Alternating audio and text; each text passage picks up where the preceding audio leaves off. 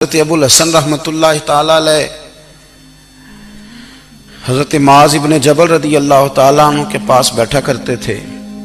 فرماتے ہیں ان سے جو پیار بڑھا تو پھر میرا مصلی سے بھی بڑھ گیا.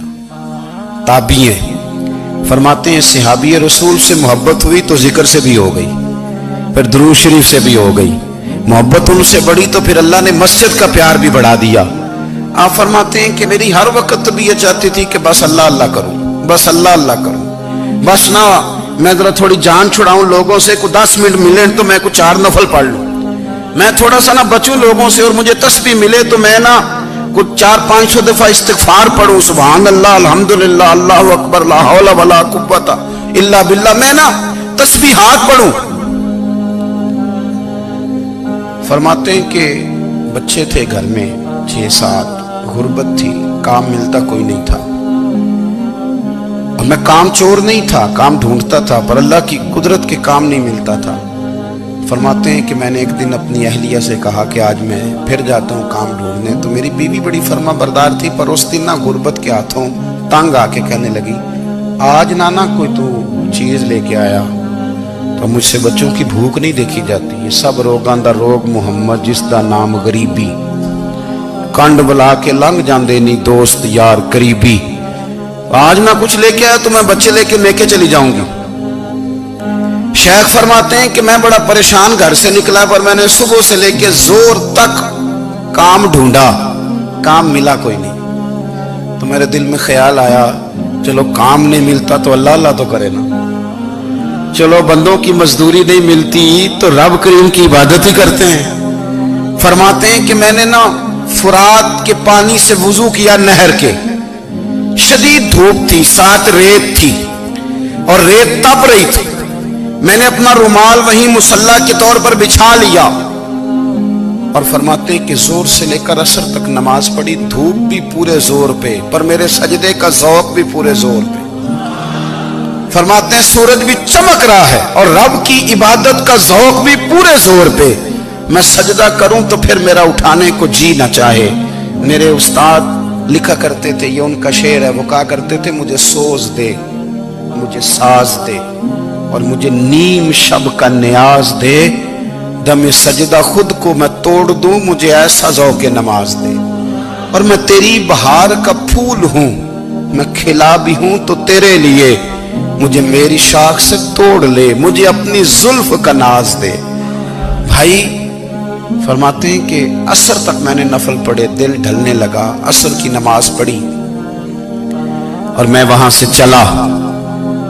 اب میں جب نکلنے لگا تو دل میں خیال آیا کہ چھوٹی چھوٹی دیواریں ہیں گھر کی, بغیر کچھ لیے جاؤں گا تو بیوی دور سے دیکھے گی تو شور کرے گی کہ پھر خالی ہاتھ آ گیا ہے. کہتے میں نے اپنے اسی رومال میں جس میں میں نے نماز پڑھی تھی نا, رومال میں کیا عقیدے پنجابی جسافہ کہتے ہیں, اسی میں نا میں نے کچھ ریت بھر لی کہ وہ دور سے دیکھے گی تو سمجھے گی کچھ لے کے آیا ہے, چلو جا کے اسے بتا دوں گا کہ آج پھر مزدوری نہیں ملی. کہتے ہیں وہ ریت لے کر جب میں گھر میں گیا تو پہلے بیوی دروازے پہ کھڑی ہوتی تھی, پوچھتی تھی خالی ہاتھ آ گئے ہو, آج میں نے دیکھا تو ہے ہی کوئی نہیں. فرماتے ہیں میں اندر داخل ہوا, سلام لیے, کونے میں نے وہ رومال رکھ دیا اور میں نے آواز دی کہ بھلی مانس کہاں ہو, تو وہ کہنے لگی آپ منہ ہاتھ دھو لیں, میں روٹی لے کے آئی. میں نے کہا روٹی کہاں سے آ گئی, یہاں تو کئی دنوں کے فاقے, تو کئی دنوں کی غربت ہے, یہاں تو اس گھر میں تو فقیری ہے. فرماتے ہیں کہ وہ روٹی لے کے آئی اور اس وقت کی جو موجودہ نعمتیں تھیں, سمجھ لیں سلاد اچار ہر چیز ساتھ لائی. میں نے کہا کہ بچے کہاں گئے, کہنے لگی وہ کھانا کھا کے کھیلنے گئے, آپ کھانا کھا لیں آ جاتے. کھانا اس نے چن دیا. میں نے حیرت انگیز لہجے میں ساری نعمتیں اپنے دسترخوان پہ دیکھ کر کے بیوی سے پوچھا یہ کہاں سے آیا کھانا, بچوں کو تو نے کہاں سے کھانا کھلایا, یہ سارا کچھ کیسا ہے. کہنے لگی پتہ نہیں آج آپ کس کریم کی مزدوری کرنے چلے گئے تھے, پتہ نہیں کس کریم کی, میرے گھر میں تو اتنی نعمتیں آئی ہیں کہ مجھ سے سنبھالی نہیں جا رہی, اتنا اناج ہے, اتنا گندم ہے, کس کریم کے دروازے آج چلے گئے تھے. یہ کہتے کہتے وہ اٹھی اور اٹھ کر کے کہنے لگی پہلے بڑا کچھ آیا تھا, اب کیا لے آئے ہو. اور جا کر کے نا اس نے وہ ریت والا رومال کھولا کہنے لگے میں تو لے کے آیا تھا ریت، تو میرے رب نے اسے بھی سونے اور ہیرے بنا دیا تھا۔ جب آپ کی توجہ اللہ کی جانب، میرے نبی پاک صلی اللہ تعالی علیہ وسلم نے فرمایا ہر چیز اپنے رب سے مانگ، ہر چیز مانگ، ہر چیز مانگ۔ یا رسول اللہ کیا کچھ؟ میرے محبوب نے فرمایا تیرے گھر میں نمک بھی ختم ہو جائے تو وہ بھی اپنے رب سے مانگا کر، تو مانگنا وہ تجھے دے گا، تو اس کی بارگاہ میں کشکول طلب دراز تو کرنا۔ اور ترمذی شریف میں عجیب لفظ ہے، رسول کائنات نے فرمایا، رب کریم فرماتے ہیں جب میرا بندہ ہاتھ اٹھاتا ہے نا تو مجھے حیا آتی ہے کہ میں خالی کیسے لوٹا دوں اس کے، اتنے بڑے بادشاہ کی بارگاہ میں۔ او بھائی، لوگوں سے عزتیں تلاش کرتے ہو تو وہ کیا تمہیں عزت دیں گے؟ وہ تو کل اچھا کہتے ہیں پرسوں برا کہنے لگ جاتے ہیں۔ لوگوں کے سامنے گڈ بک میں آنا چاہو گے تو وہ تو سویرے تمہارے بارے میں کچھ کہیں گے، شام کچھ اور کہیں گے۔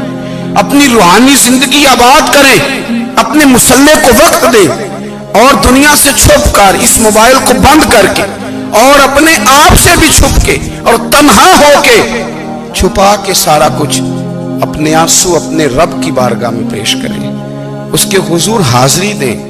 سنو نا ترمذی کی حدیث، اور اسے یاد رکھنا، نبی پاک علیہ السلام نے فرمایا اپنے دکھ لوگوں کے سامنے نہ بیان کرنا، سیٹھوں نوابوں کو نہ بتاتے پھرنا، دنیا داروں کے سامنے جا کے نہ رونا کہ میں تکلیف میں ہوں۔ فرمایا اگر دنیا داروں کو دکھ بتاؤ گے رب تمہیں کبھی غنی نہیں کرے گا، اور لوگ ہیں کہ الٹا مذاق اڑائیں گے۔